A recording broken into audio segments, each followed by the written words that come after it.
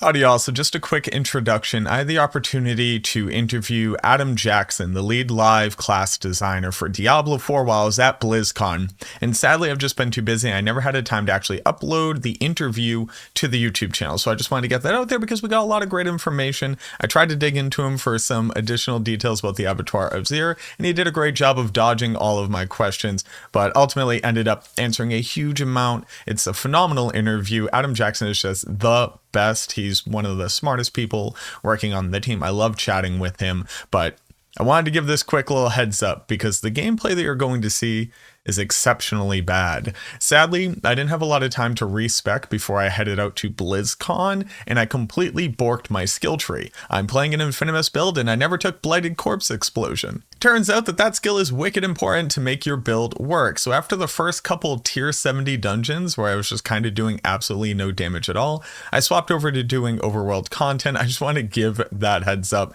because it looks like I'm playing roughly the worst build ever, and it's because it's a build that doesn't have its primary damage dealing skill equipped. So now that you have that, I hope that you enjoy the interview. Again, thank you so much to Blizzard for flying me out there. Thank you so much to Adam Jackson for taking the time to talk with me. I love chatting with this dude, and hopefully you get a lot of great insight into just how deep and nerdy he gets about how this game works and how passionate he is, because that's ultimately really what I wanted to come across here, is just how much the developers love the game that they're working on. So I hope that this helps to give some insight. I hope that you enjoy me trying to tease out additional information from him. And as always, I look forward to seeing you in another video. Appreciate it. Alrighty, y'all. We're just going to go ahead and get started. Obviously, it'll take a little bit for people to start jumping in, but we are here live at BlizzCon. Absolutely bananas wild. I never thought that I would ever even make it out to California, let alone to this event. We just got done with opening ceremonies. It was phenomenal. It made me realize just like how crazy long I've been a fan of everything that Blizzard has been putting out. Got a little bit teary-eyed during the World of Warcraft announcements. If everybody was watching that, it was pretty fantastic. But it's not just me yammering on while sitting in front of a bunch of people here at the event. In fact, we're going to go ahead and learn a whole bunch about what they just announced for Diablo 4, new things coming in this season, a crazy glyph that I already started crunching the numbers on. I don't know how they're going to fit this thing into the game, but luckily we don't have to worry about just me and how I feel about it. We're also going to be speaking with the lead class designer. I already forgot part of that title, sorry. Adam Jackson. We're going to have him roll in really dramatically. Dun da da da. Hey, Adam Jackson. Go ahead. Go ahead and give some love. So Adam Jackson is absolutely one of my favorite one of the team members that works on Diablo 4 because he's a huge nerd, and I appreciate that about him. Because whenever we talk about the game, it's not just this needs a buff or whatever. It's like, why is the game the way that it is? Sure. How do you actually approach thinking about the game? So if you'd like to just like very quickly humanize yourself for everybody. Yeah, totally. So yeah, hey everybody, I'm Adam Jackson. I'm the lead live class designer for Diablo 4. Like Macro said, I am in fact a huge nerd. So yeah. I love talking about why we do things. I'm really big into design pillars and philosophies. I can go as far as you want. It's really your time, But I'm also a little interested in you because we just met like we recently, finally met in the flesh. Yep. Wow, the game looks pretty here. I just realized my rig at home must be absolutely trash. This looks fantastic. So while we're talking, I'm just gonna be running through some like tier 70s or whatever, just so we can I don't have to be paying too much attention to it. Totally, yeah. Luckily, I am playing on like the most autopilot Necromancer build in the game, the Infinimus, which I absolutely love. Which is going to get a little more autopilot. A little bit more. Okay, yeah. So let's start right off. Can we please talk about these rings and what you mean we're getting these powers back? Because sure. that was the least expected thing out of everything right there for me. And we'll get into, I guess, the expansion and if you can try that to. Other stuff, No. But the necro Let's talk about the rings in general. Let's talk about like yeah. What is their purpose? What made the team interested in bringing back some like already doing kind of like an oldie but a goodie, kind of like. Remember the good old days, but we're talking about... Totally, yeah. So, as many of you probably know at Blizzard, we're kind of used to running live service stuff and games for a really long time. Mm-hmm. And we're also have a bit of experience doing kind of the seasonal model and constantly updating games and bringing back things that fans love, right? So one of our kind of ways that we think about seasons is, we put in a season and we try a lot of new stuff, right? Some of it is a little experimental. Some of it is just adding on to what's existing. As an example, you'll notice in Season 1 and Season 2, like, we add some number of new legendaries and uniques, right? We know those are meant to stay in. They're going to be, like, just part of the ever-growing collection of things that players can do in the game. Right. And then some stuff is meant to kind of come in and then go away, usually, like, all the really heavily themed things, right? Like the Malignant Hearts, the Vampiric Powers that you have now, that kind of stuff. And even new systems, right? I know a lot of people love, I call it Vamptide. Because that's just what we say internally all the time. Vamptide. So, as far as I'm like concerned, that. It's Vamptide. Okay, we've been calling it Green Helltide. So Oh, Green Helltide. That's another one. Actually, I say that a lot around the office. Green Helltide or Vamptide. Not to minimize how cool of an addition it is, it's Green Helltide, and it's fantastic because it's giving players just like a constant. If you need to be doing something, you could be doing this right now and progressing. It's a filler. Anytime you need to do something, you know you can do something that is fun and that will progress your character, right? So. Yeah, and so, we add some new systems, some new things, and, some is intended to stay, some is intended to leave. Usually things are themed around the seasonal theme or intended to leave, right? Yep. But we're always testing, like, mechanics and systems and things like that, and we're open to the idea of bringing back stuff that players really like. Yep. Sometimes it's easier, than others when it's really themed versus when it's not, but even when it is, we can work around it. And so with Season 1, we knew... First obvious example, and probably the ring that they set on stage so I can spoil a little bit, is that the Necromancer one that auto-summons your corpses and does really cool things for you is coming back in some form. Are we, so to immediately dig down onto that, are we talking about it is quite literally the Sacrilegious Heart? So like when I put on this ring, if I have Raised Skeleton, it's going to resummon my skeletons whenever they've died. Is it going to use Corpse Tenders? Is it going to use Corpse Explosion? It is going to do those things. Okay. But... And this is true for all things that we bring back. I mean, this is my big disclaimer. We're going to bring it back in a way that is evergreen, healthy for the game, or that can exist for a long time, right? So as much as we can, we're going to keep the spirit of, like, exactly what the thing is. And you'll see some of the rings are, like, almost one-to-one, and then some of them are a little bit modified, either because we think we could improve upon the design, or because, there's something about it that we just can't give forever because it's so crazy. Sure. So we're bringing back one ring per class. They're all going to be unique rings. And the Sacrilegious one is pretty close to what you got in the game, I'll say that. Without giving away details, you'll be able to see we're having a panel, I believe it's tomorrow. Yep, very excited for it. So they'll go into the details, you'll be able to see exactly what they are, what their designs are, all of that good stuff. But can't spoil everything in there, but... Of course, yeah. Okay, so this was a thing that I particularly needed to better understand. I play quite a bit of the Necromancer, so a little bit. I hear that. I need to get a little bit of a head start on how I'm gonna try to explain this to people and how to use it. So let's zoom back out a little bit, and probably what most people are pretty hyped about. We have the new season coming. Yes. Or I'm sorry, I apologize. The expansion. It's coming at the end of 2024. We have both, So we have both. We are getting new seasonal events already this season. So Winterblight. Yes. Winterblight. Can you give us a little bit more about that? Because you said it was seasonal themed. This is something I'm used to in World of Warcraft. I believe Winterblight is a little bit more of a holiday theme type of event. So we are going to be getting those kind of events in the game too, and they don't necessarily tie exactly to the season, but they tie to other things in the world or holidays or things like that. There's going to be all kinds of different events and things to do there. Again, they'll be going into detail about that tomorrow. And then we also talked about the Abattoir of Zir, our new favorite word around the office that everyone must learn how to say. Yes, Abattoir of Zir. I believe I know I'm going to be made fun of if I miss it. Oh yeah, absolutely. But Abattoir of Zir, I believe, is how it's said. And that one is a really hard dungeon, I think, is all I can say right now. Okay, a really hard dungeon. So right now I'm in a tier 73. Right, Yeah. so I'm not really paying attention. My character's kind of beyond this point of progression. Yep. How much harder are we talking about? Are we talking about like old tier 100s back when the game first released? Like, can you give us a little bit of there? Or? I would say so. Still tuning, figuring it out. Still tuning, okay. But goal-wise and kind of where we expect. Level 100 now, or tier 100 now, is like level 1 there.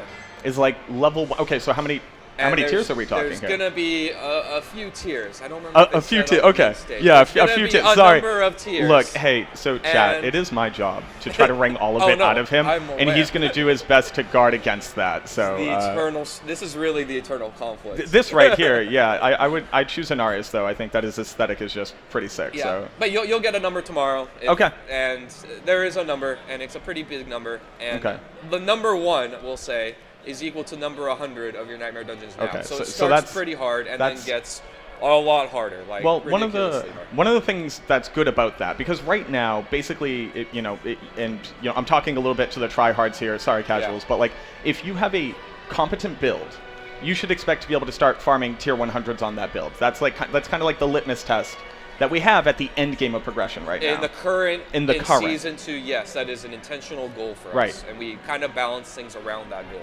And if this content is meant to be a challenge beyond that point, I feel like, depending on how you implement it, obviously, Yep. we're gonna start seeing like a pretty aggressive like diversification of what is a good build versus what is a bad build. I think you're going to see a lot more of that now. Is that intentional, or is the expectation that every build is going to be able to do this? Like, am I doing companion druids? Am I? And I'm sorry, I feel like you all touch my mic. I feel like you all are doing a great job getting necromancer pets to a place where they need to be. Are my skeletons going to survive when I walk into this? So, you asked a lot of layered questions. Layered questions. Is a whole other concept. A whole other concept. All other builds is one. So we'll start with all builds, right? Yeah. Like, where do we think about it? So we definitely think that this is going to probably put a spotlight on like the builds that can get the farthest. It is intended because this is meant to be like actual really challenging content that is going to push you to the edge, and you're going to have to, it's meant for the players like you that really want to theory craft, min-max, eke out every single % of more health and damage and survivability and everything that you possibly can. So that naturally does mean that there's going to be a discrepancy of even the smallest difference of build power is gonna matter there. It is something that we know, and it is kind of by design, and we're advertising it this way and really think about it this way, that this is clearly not meant for just anybody. Okay. It's meant to be for the people that are really committed to doing this. And even to get into this dungeon, you have to have done almost everything else in the game. Okay. So you have to have gotten really far in your progression. To even participate. Yes. Okay. So this is really meant for endgame, and kind of the way that we think about it, and kind of give you an idea of even how we've been balancing thinking about live. Like you probably noticed, between season 1 and season 2, we've made monster. I promise this on stream, and I'm hopefully I made good on this. But like, we weren't going to nerf your character a ton. You weren't going to feel like you got weaker. If anything, you should be stronger in this season. Yeah. And the way that to very quickly interrupt you there, I think the majority of the player base feels that. Obviously, we have some outliers. We have ball lightning sort. There will always be some outliers. Every build has felt good. The conversations that I'm seeing aren't necessarily about. It's no longer about what build can actually do stuff. Now it's what build is best to do stuff. That is very much by design. Okay. That was our goal. I talked with the team about it, and we actually went through and we were doing our balancing of the monsters, which was a hard task because we also redid all the math in the game. Yep. Yeah. A little bit. There's a couple different things. But our guiding light was we want your average build to do all content. Okay. So we used a few litmus test builds. One example was like Fireball Sword. Okay. Not necessarily crazy strong in season 1. It was what I played, so I was very familiar with it. I was like, okay, this is like moderately good, and we used that and a few other ones as like that build should be able to beat all the content in the game. Right. Now, of course, other builds could do it quicker.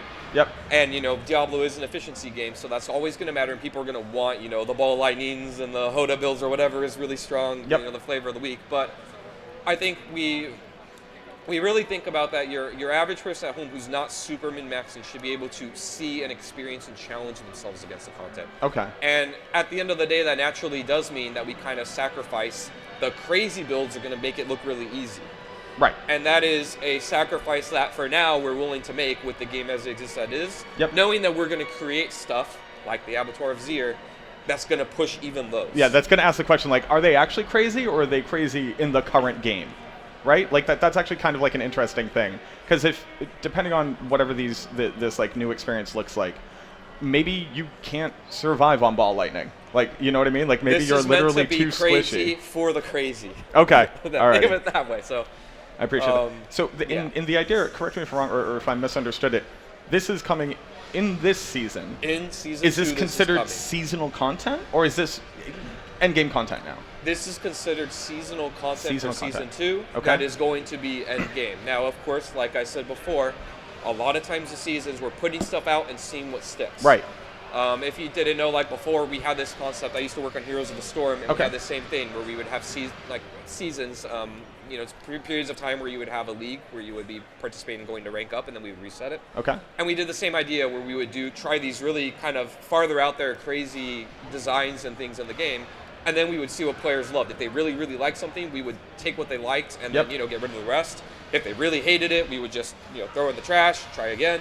And then we would be able to pick and choose kind of those things, and we see Diablo 4 the same way. Okay, because some of what your team originally communicated when we were talking about seasonal content.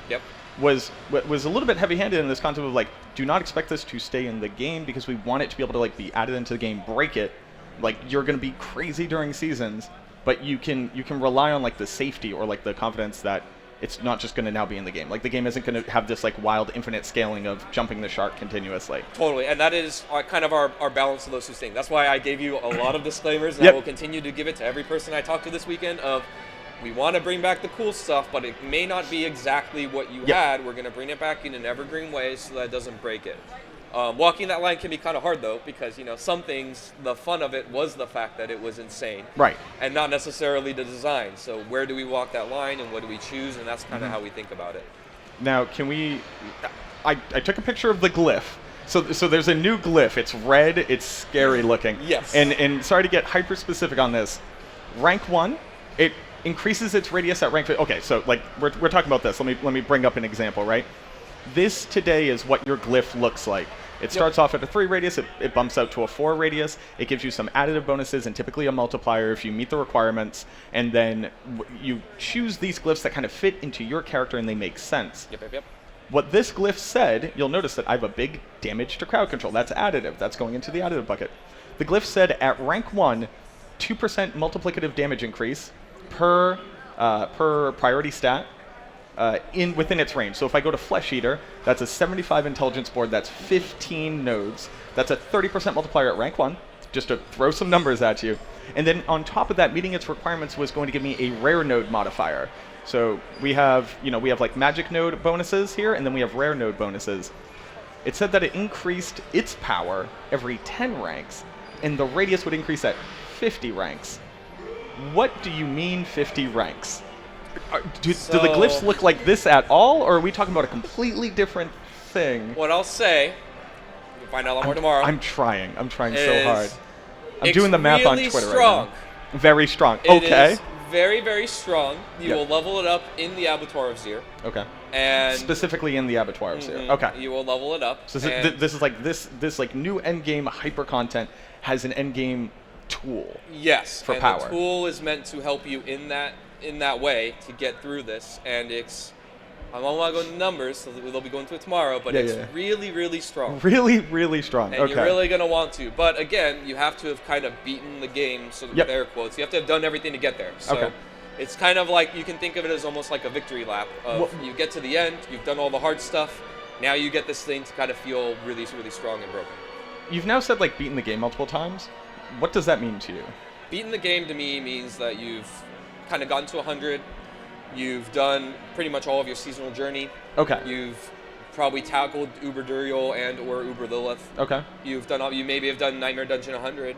You've kind of completed most of, if not all of those things. Okay. Is kind of what I mean. You've done all the content that we've presented to you, and you're looking for a challenge after that. Okay. Is kind of what I mean, right? Of course, beating the game's a very nebulous term, because you can do that with many different characters. You can speed run. You can do so many different ways that people can lengthen the amount of time that they enjoy.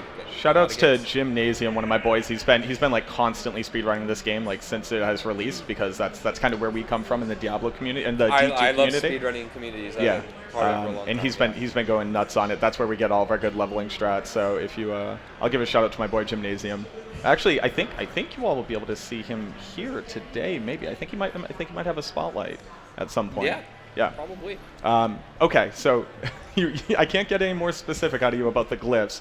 They're this crazy power. You're gonna find it out really soon. Crazy power. Now here's the interesting part. If this Abattoir of Zir is seasonal, these glyphs are seasonal then. Okay. So these glyphs aren't making their way into Eternal? Should I? That is the current plan. Okay. All right. I would say got one. That is got the one plan. I would not be surprised if some version of this reappears Yep. based on feedback and kind of how people see it, right? 'Cause, Okay. like if we release this thing and then everybody's like, you know what, this isn't what we wanted, we hate it. Yep. Then to bring it back and make it evergreen Yeah, and support to it force us forever to use is, it would be pretty wild. It's not great, right? But Okay. if they say, hey, we love this kind of way of challenging ourselves, then we think, all right, well, how do we make this in a way that's really healthy to keep around forever? And Okay. all those discussions start happening. So. Alrighty. Okay, so Yeah. now let's talk a little bit, the very little that we got from the expansion.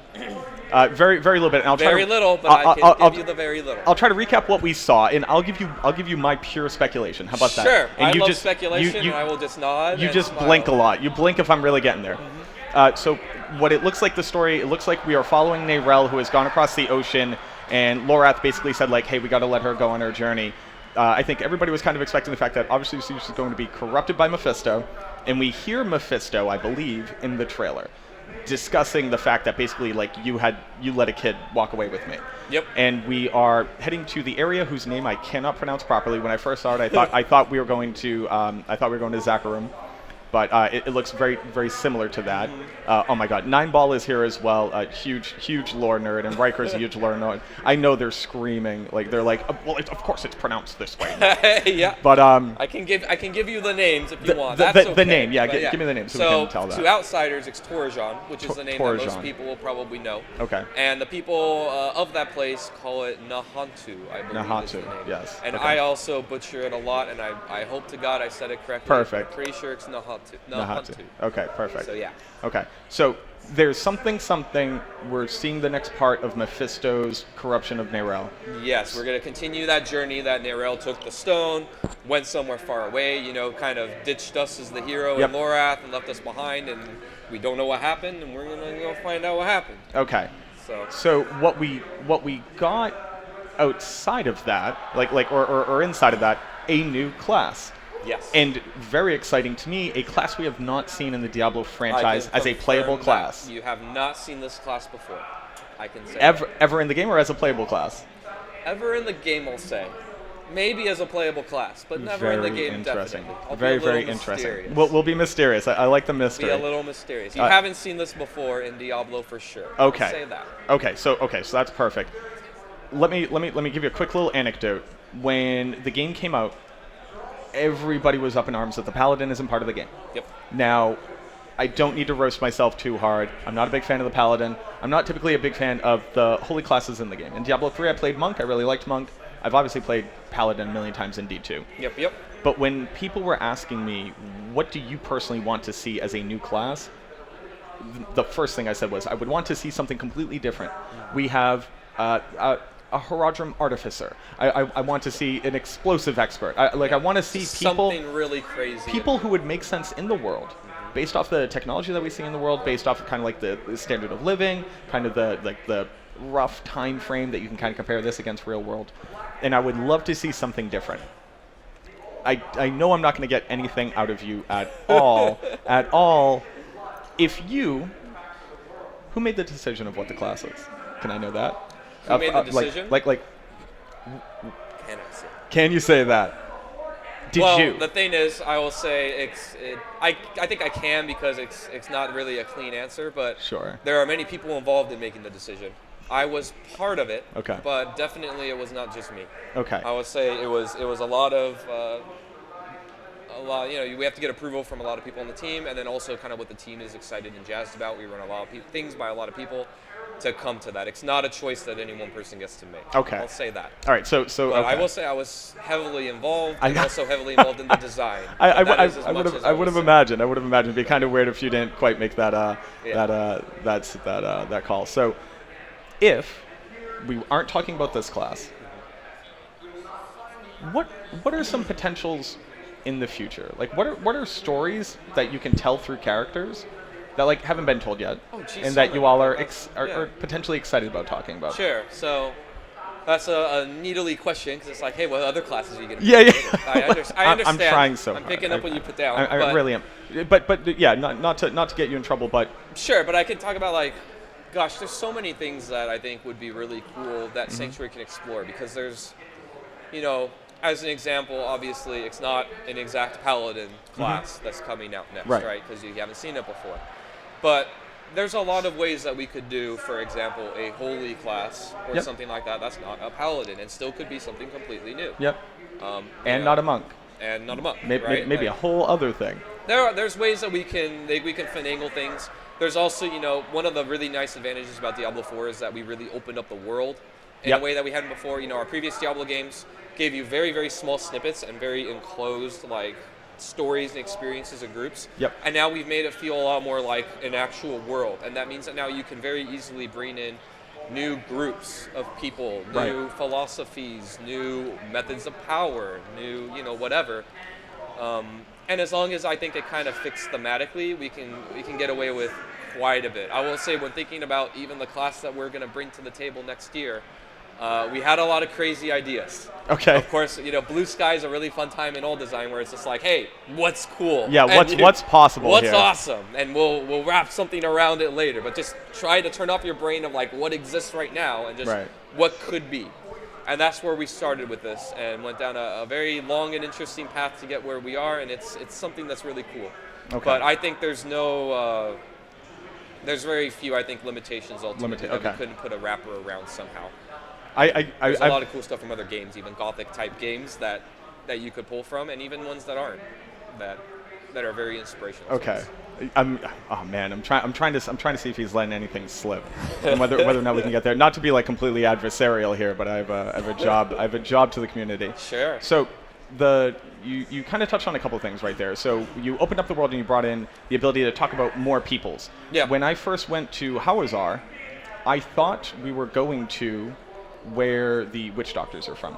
And I was incredibly wrong. Nineball made that very aware. In fact, if we were to go look at the map, Nineball said, no, of course not. In fact, down here, there's supposed to be a river that bisects this area, and then down here is where the witch doctors are, not Hawazar. And I went, oh, okay. Obviously. That's so powerful. But, hey, real quick, let's just talk about this Tree of Whispers.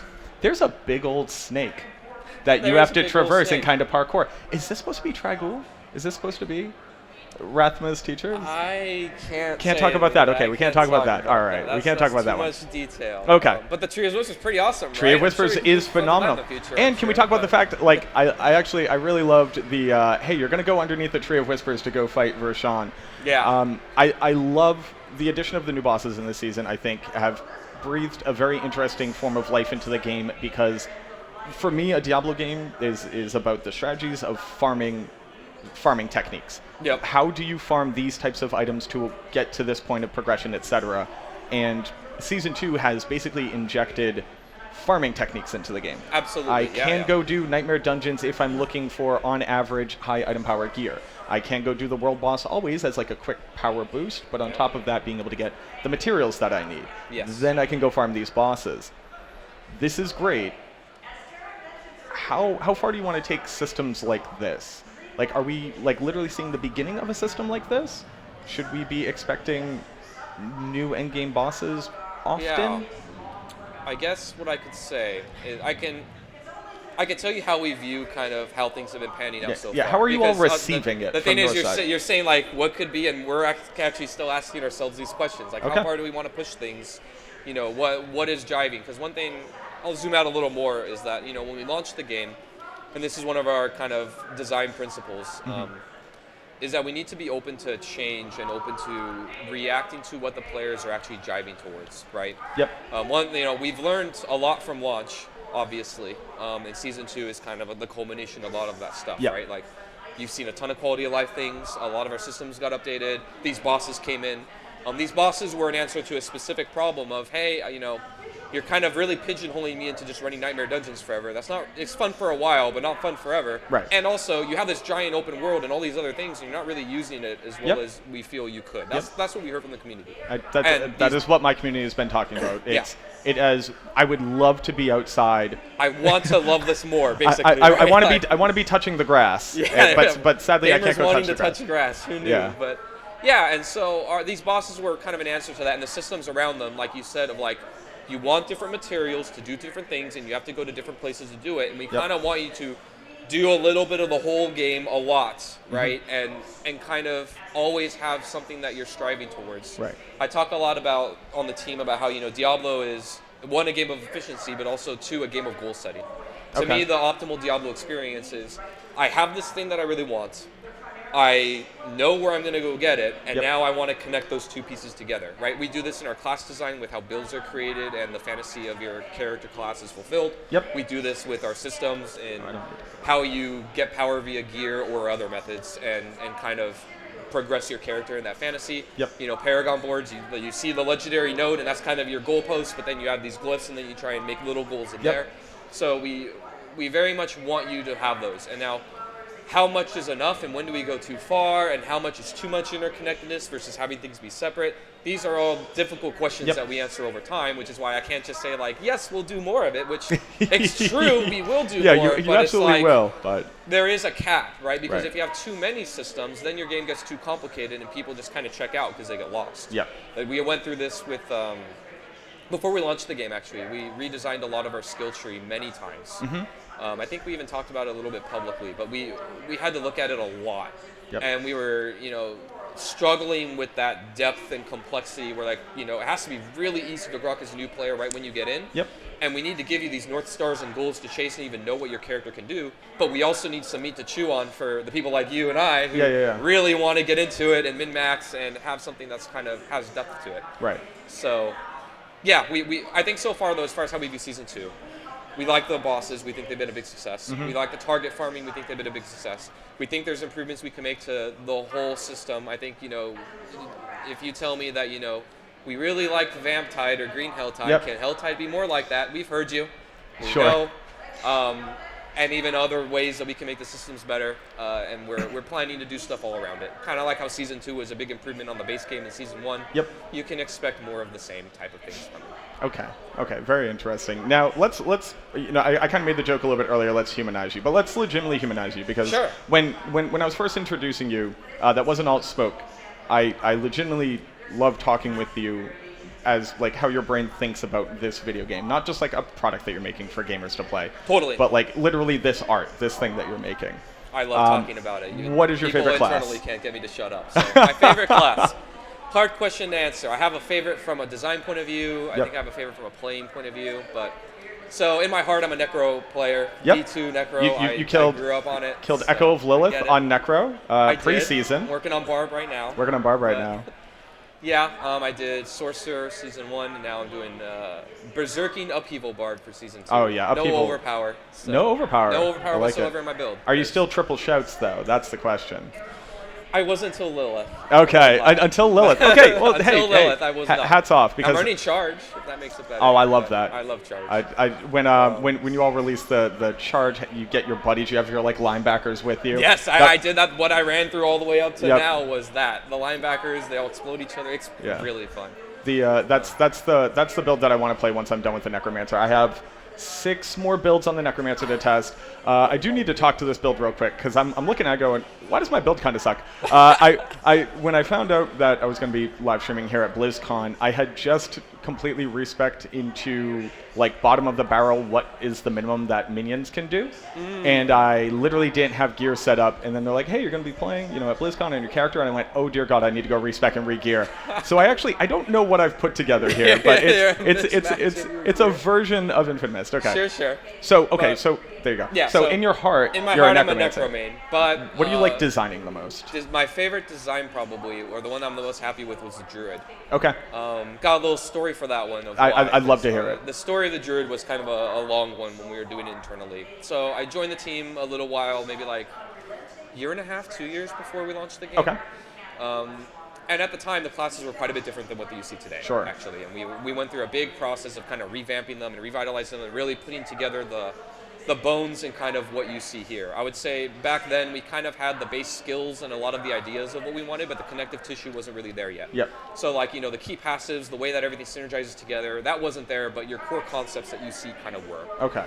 And the Druid, though, we kind of was the most haphazard at the time, I would say, of like, we had this idea of you were like a caster, and we had this wind magic and earth magic and bear and werewolf stuff, but we didn't have the idea like, hey, I want to be a werebear all the time or a werewolf all the time, Okay. and I have a whole build for it. That didn't exist. Like there was no core that's the skill for a werewolf, for example. That's like a very so like And- not to compare you all to a different game and a different team, Sure. but when I first heard that Druid was going to be in this game, all of the questions I had revolved around how Diablo 2 is this Druid going to be, right? Like Yeah, how we wrestle with that a lot. and I imagine you ran into some of the same issues, which is like, how do I make a big bear that is also a wind mage?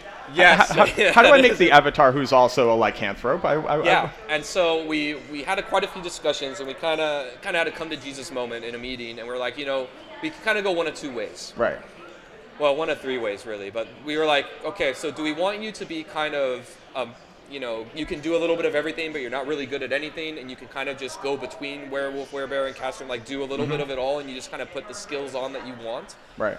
Or do we want to appeal to the player that's like, you know what, earth magic, earth-bending stuff, I want to do that only. Yeah, and I want to yeah. be a storm person, and I want to be a werebear only and a werewolf. Or do we try and do both, which is insane? Yeah. And at the time, we're like, it's going to be really hard to do it all, but, that's kind of like the way that we're playing, the way you would talk internally. Everybody's like, Yeah. yeah, I just want to be a werebear. Why can't I just do that? And so we eventually decided, you know what, screw it, we're just going to try and do it all. Okay. So we were like, all right, we're going to support, you want to be werebear only, werewolf only, shape-shifting between the two, wind caster only, earth caster only, and a master elementalist. Okay. Perfect.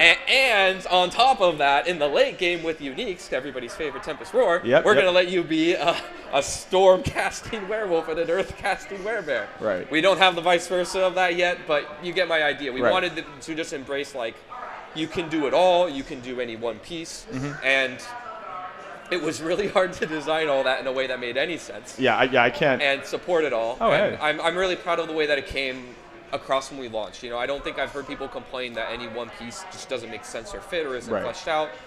Of course, I think we could do more across the board, but I'm happy with how it went. I think Sure. I'm proud we came to a very difficult challenge, and I think we rose to it.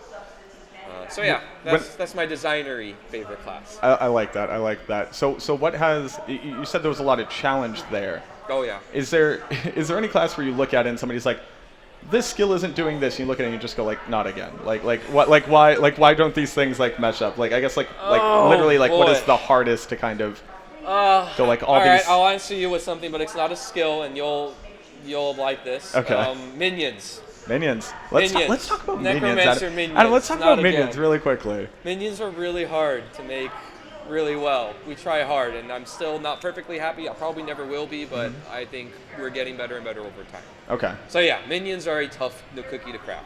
So let's talk minions. Let's talk about My minions. favorite subject. Let's talk about minions. I gotta make a mental note of one other thing I wanted to talk about. Yeah. Which is uniques that came in season 2, but we'll get back to that. Sure. So minions. For people who don't know, I basically just blow up Adam's inbox all the time where I go, here's my next set of data that I've derived to effectively tell you I think that minions need to get buffed. And it's from a Yep. place of love, it's from a place of passion. I love Because them too, to be fair. I did a lot of the necro designs, so I get it. and I think the really interesting part here is that it took me a little while to, in their current reality, it took me a little while to really appreciate what minions are currently, and that is a subset utility section Yeah. of like mix and match. This is what you need your build to do a little bit more of. I want this. If you want none of it, you sacrifice all of it. And for a long time, we're calling it the Book of I will Sacrifice. say that was the design. I could talk a lot about the design I'd intent of love Book of to. the Dead. It's a long story, but you are correct in your conclusion of what our design intent was. Okay. So, well, hey, perfect. Now, here's the problem that you run into. Yep. Everybody wants their minions to be as strong as them and go kill everything.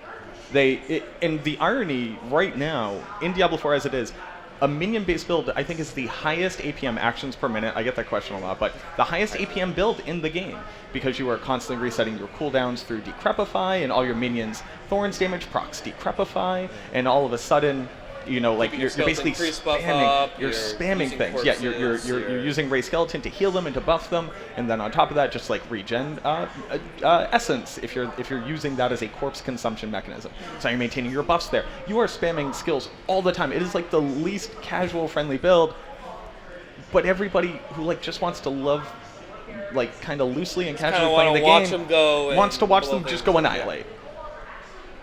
Where's the gap between what the players want with that and what you want to accomplish with that? Sure. So I would say, if I'm really mean to myself and being frank, I think we haven't hit the mark yet of where I think I'd like to be completely with minions and minion builds. The design intent was kind of what you said. We wanted, kind of similar to Druid, we wanted the idea with Necros to be, you can have all your minions, you could have some of them, and you could have none of them, and different players would be able to find success with either or. Okay. And we did index where we wanted the player that has all of them, because that's the one you're really talking about right now. We did want them to still have some gameplay and some thinking. That's why we have the skeletal priest mechanic. You manually raise your skeletons and have to kind of manage it. Yep. The design idea behind it was that you're really focused on empowering your minions and keeping them all alive. Yeah. That was actually like, from the zoomed out, Blizzard dev perspective, what we wanted it to be. Okay. I think it's been currently a little bit too difficult or your bang for your buck is a little bit too hard, like it's too much required of you. Right. That's why, as an example, in Season 2, we greatly increased the duration of the Skeletal Priest buff so that it's not as much APM and paying attention and managing. It is something that we still talk about on the team, about like, where is that line? To touch on that very quickly, though, very interesting, it's kind of a sideways nerf to the skill itself, since you get your big payoff from the heal at the end of the timer.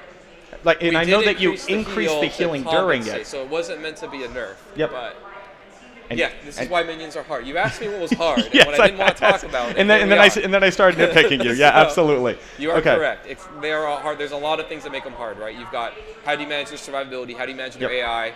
How do you manage that the player has to do anything versus, if they're really crazy good, you can literally just walk through and kill everything and not have to think, and then they become the best build. Yep. And then how is that good for the branding of the game if the best build is one where you literally do nothing? Right. And so where do you go on the line of that?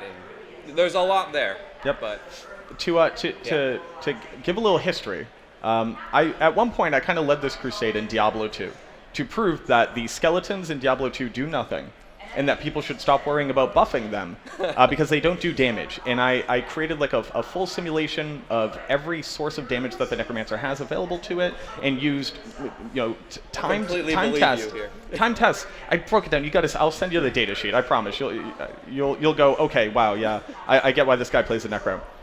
But the interesting part about it is that coming from Diablo 2, minions feel fantastic, and it is because we have the ability to proactively tell them who to attack. I know I've been banging this drum for a while. You made it so that at least curses initiate them in combat.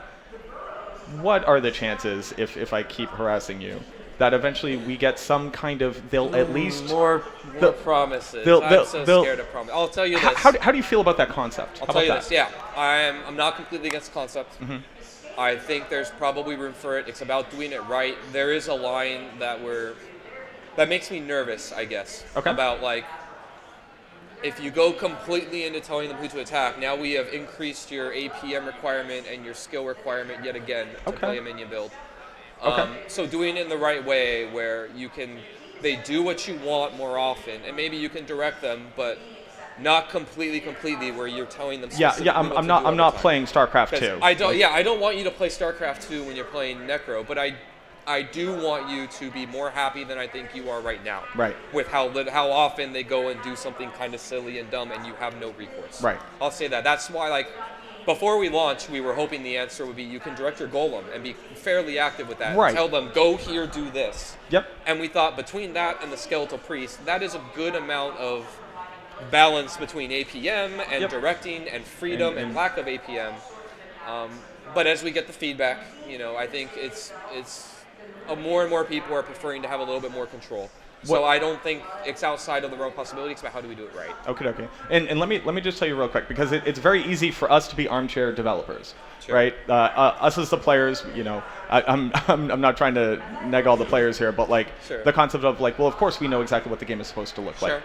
Before you just said what you just said, I had never stopped to think about, well, if you can direct them, that means to play optimally, you must direct them.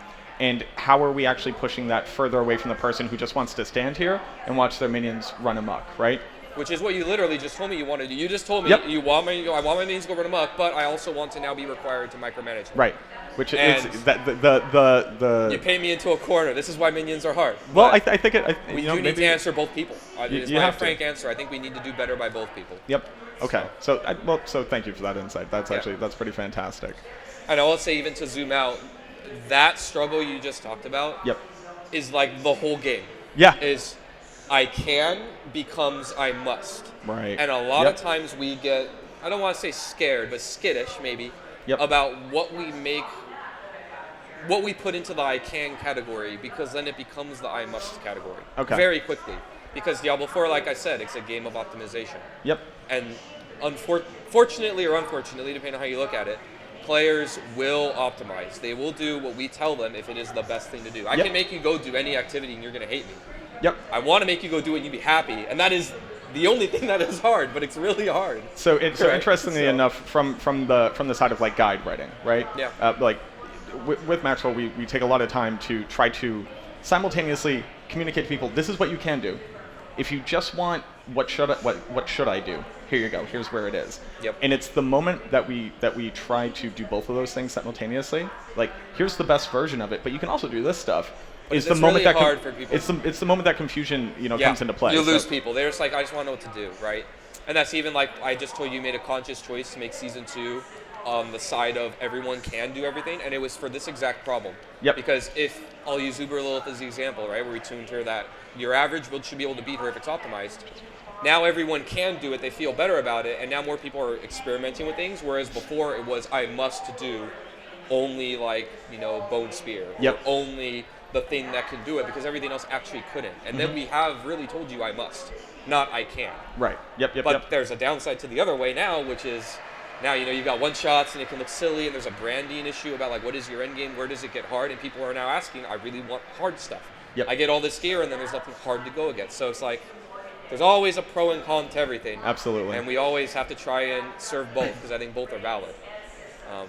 Which is why the Abattoir of Zir is kind of meant to answer that question. Right. And I just want to know everything about it. I just want to I want to be in it. I don't even know if it's in, but I want to be in it, and I want to understand everything about it. You will tomorrow. Yep, alrighty. Hey, we'll have to wait until tomorrow. Everything. Oh, they're going to tell you a lot of stuff. We're going to tell us a lot about it. A lot of stuff. You'll know about it. So I want to touch on something that is kind of an interesting question. Maybe I'm the only person who's worried about this. Sure. Let's talk about Probably not. I've worried about a lot. Yeah, I think that's why we get along so well here. So let's talk about the uniques that got added in Season 2. Yep. Because let me tell you, I think they're literally too strong. Now, but let me tell you why. Let me tell you why, and then I'd love to hear your thoughts on it. Flicker Step, I think, is not one of the worst offenders here. Sure. It's incredibly cool. It rewards players for having even higher APM, even higher skill ceiling. Yep. And it activated things that really didn't exist before. So the build that I leveled up and played through the most is Shadow Bloodwave, Shadow Surfer, right? Sure. Yeah. You added in the Desecration glyph, so now my desecrated damage, I'm pointing to this like you people... asked me a lot of times about... I asked you a lot about these things. Yeah. I promise, I just every day, I'm just like, hey, Adam. Hey, good morning, Adam. How's it going? I hope you had breakfast. So I have a question. So the Desecrated Ground. Yep. Amazing. Like, all of a sudden, this actually had a use outside of kind of activating some kind of off-meta shadow builds. Then you have Flicker Step. Yep. Flicker Step says, if I'm fighting density, I dash through twice, I can cast Bloodwave again. I dash through twice, I can cast it again. Yep. It rewards me for having high attack speed, etc. It turns the Necromancer into a zoom machine. Yep. Phenomenal. The other side, Tybalt's Will, and I can go back and check it out. Tybalt's Will. Tybalt's Will are pants that reward you for being hypermobile. They give you a damage boost. That means any build that can harness Unstoppable now has this damage boost. And then that also gives you resource. And then on top of that, the stats on it aren't dead stats. Yep. Now, you might go, Mac, why are you complaining? Shut up. Like, literally, don't tell them this. And you're giving the players what they want. What's going on? You're giving them... Here's my problem, though. What's your next set of... First off, I have 3 sets of unique pants that I use on my blood builds. I use Tybalt's Will and Blood Moon Breaches and Temerity, which is great. How are you going to give me a new set of pants? Are uniques ever going to... I know uniques are currently eternal forever. Is there ever going to be a vault? We're retiring the unique to the vault, or how do you approach balancing this item? The moment you want to put something cool in that does Unstoppable, or the moment that you put something cool in that's meant to have a high resource cost, because I think these pants are bananas. I think they're absolutely bananas wild. So, it's really hard. You're really how do you balance the game? But how do you balance all of Diablo 4 around the fact that I'm afraid about these pants? I have a PowerPoint that everybody that joins our team has to watch. It Sure. has like 6 pillars, I think, and a class PowerPoint that has 6 pillars that we made. But Firstly, it could just be that it's overtuned. I will not deny that there are things that are overtuned in this game. Sure. But I think your answer or your question of like, do you plan to retire things and stuff like that? Like, how do you get around these problems is really what you're getting at, right? Yeah. I'll say we don't have plans right now to retire uniques or retire powers. Okay. It's rare, but there are instances where maybe we could change powers, but that comes with some baggage, right? Because a lot of players really don't like their stuff being taken away. Yeah, of course not. We're very aware of that. What makes it hard is players also really don't like when we nerf stuff. Yes. And so that makes it hard, which is why we're trying to move forward. We talked about it before in fireside chats and things, but when we have to lower the power of things or nerf things, we want to get it ahead of the player first. I know a lot of people, probably you included, saw like when we launched the game, there were a lot of things that were really, really strong and or bugged that we just like kind of like hammered down, right? Like whack-a-mole as they came Yeah. up. And then after a while, we just kind of stopped doing that. You probably noticed. Yep. Like, you know what, we're not going to do it anymore because we were finding that even though we were fixing it, making the game more balanced, we were making the game way less fun, and we were kind of inadvertently punishing players for finding cool stuff. Yeah. However, it's like here's your candy. How dare you eat that? Now you have cavities, right? Correct. It's like, yeah. But the flip side of that is that if we just leave things in forever or too long, which I think we've also seen a little bit, then players start to wonder, like, one, is this even a bug or not? Because you left in this interaction that doesn't make sense for a long time. Yep. And then two, like, if we don't fix it for too long, the same thing is strung forever. And because we left something in and it was, like, really way out of line, Yep. if we don't just eat our vegetables and bring it down, then like you said, power scaling goes through the roof and we can't really make harder stuff easily. Right. It is a constant struggle in and out of our team. I think the answer that we're coming to, that we're approaching at least for now, is that we want to be more open to bringing the things down that are really crazy, but we want to do it, one, not like right away and surprise people unless we have to. Like if something's breaking servers, we have to. But when something's just really strong, like, I think people know of some things in this season that might be. Yep. We're going to wait a little bit and give you a chance to feel broken and good, and then we'll let you know and we'll bring it down. We did this, like, with Bone Necro. Yep. Ossified Essence. Ossified Essence wasn't just a little out of line. It was no. Really I think it's literally still too strong. It's still really out. I said it on the chat, but it's really out of line even after this. We didn't go all the way because we don't want to just remove it completely if we go too far. One thing that's also hard is, Diablo is a multiplicative game. Yep. And even if you're off by a little bit, a multiplier here and a multiplier there is not just like, in another game like that I could work on in the past, it could be like, maybe 1.2x difference or something, like a 10-20% difference in power. Here you easily get to 100% or 500% difference in power with just a few multipliers. Yep. Yeah. I mean, I think everybody has a clip at this point, like from when the game first came out. You walk up and just like you hit something and just did a quintillion damage. Yeah. And it's like, that's probably not right. Correct, right? And we don't want that, and we can't just scale it forever when something's wrong and keep it in, and then now that's the new bar, and we keep doing this. Right. Yep. So our answer is to communicate early, communicate often, and bring things in line. And just to like patch wall on the back recently, I know there was like it seemed like a pretty big grind walking into season 2 because there was so much quality of life coming, so much new content coming, so much rebalancing coming, and it was just like, hey, where are they? Hey, what's going on? Are they good? Or like, what's going on in Blizzard HQ? But at the very least, the track record of the campfire chats and the dev chats and getting information communicated, for me, walking into this game was like a breath of fresh air once that cadence had really picked up. And I know the players are incredibly appreciative. Like, at the very least, from the snapshot of my community, like that's like, Ball Lightning can be broken forever. You just gotta let me know if I should start farming the gear for Ball Lightning. Yeah, and that's why we want to try and communicate. Sure. I think we're coming up on time here. I think we are. I honestly, I was sitting there. I was like, hold on. What's my next question? I've got him here. I got to ask these questions. So I guess right now, how are you feeling about the game? We'll do this as a little send off. How are you feeling about the game? How does your team feel about the game? Because like we get to see you all, which is great. But like you have so many people working there. I've finally gotten to meet a couple of them. It's actually a lot more than just me. It's a very and they're just like they're all phenomenal. From like the little bit of time I've gone with all of them, they're all great.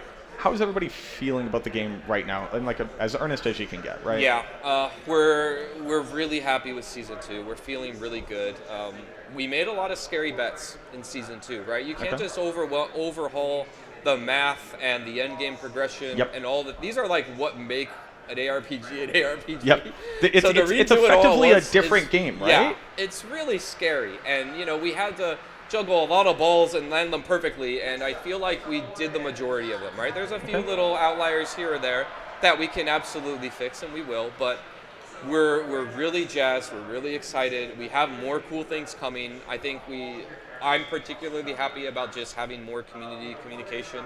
It's what makes me passionate as a developer. Like my favorite part is actually going on the chats, interacting with people on Reddit and forums and other places. I used to do that a lot on my previous team on Heroes, and I want to get back into that again.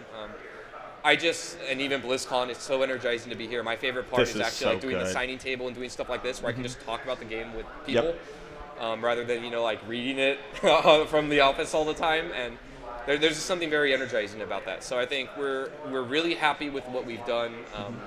And I think also what's nice is we have a clear direction of where to go. Right. Like the community, we know the problems and the things that they're running into. I think people like you and other people, it's appreciated because you give us the feedback and let us know, hey, not only is this not working, but this is why, and this is also what we love. And having all of those components, not just this is what we hate all the time, it's not but just having this is what we like, this is what we think. And me also, I like being that conduit kind of between the developer and the player of like, this is what we're thinking, and this is what we thought. We might be wrong, but now you have the whole picture, and you can come at the conversation armed with our knowledge. Yep. And I think that's kind of what I like doing. That is easily the most important thing for me. And it's a conversation piece I try to have with people. We can be incredibly passionate. We can love it. We can desperately need it to be different, but we need to be able to communicate that because nobody's a mind reader. Nobody's omniscient, right? We can't just assume that they know when I say the tab's broken. Well, what's broken about the tab? Yeah, and I think it's a little unfair too to expect you to do that and not know what we're thinking as well. Yep, sure. Which is why we try to talk in the fireside chats and things like this is what we're thinking and why we did this and what we're viewing as problems, and then you can rebuttal that with actual information, right? When you know how I thought about minions, you can rebuttal that now and be like, well, knowing that, how about this solution? Right. We've thought about your problems that you're considering, and I think that's a better conversation than just a one-way. We love this, or we're making this, and they're not talking to each other, right? Absolutely. So, anyways, it's been a pleasure talking with you. Thank you so much, Adam. I really appreciate it. Thank you so much. I'm going to mostly be gushing about this later on with my chat. I'm going to check in with them because I realize I'm completely ignoring them. Altogether. So you're getting a bunch of thanks. You're getting a bunch of love. Thank you so much, Adam. It was fantastic. Thank you very much. It's been a pleasure being here and seeing you. Alrighty. And, we'll see you all in Sanctuary. Yeah, absolutely. Thank you. So that was Adam Jackson, everybody. This is why I told you. This is why he's one of my favorite people to talk to. Oh, he's still here. He's listening to me. There he goes. He's by. He's bye-bye. I don't think you have to click anything there. Yeah, I'm going to chat with him a little bit. Thank you. Alrighty. Perfect. See, this is what I was trying to explain to you. This is why